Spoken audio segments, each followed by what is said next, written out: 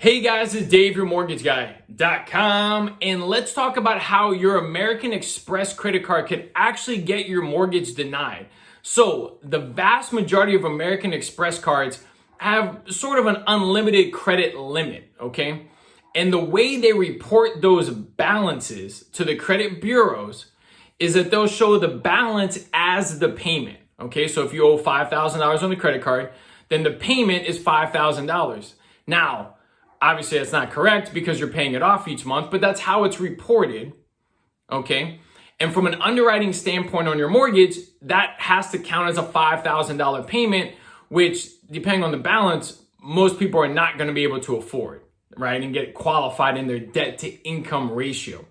So, on an FHA or a conventional loan, if you have the leftover reserves to pay that balance, right? So an extra $5,000 in your bank accounts, your 401ks, then underwriting can remove that balance or payment from your debt to income ratio. So you would still qualify, okay? Now you don't have to pay it off. You just have to show that you have enough money to pay it off if need be, okay?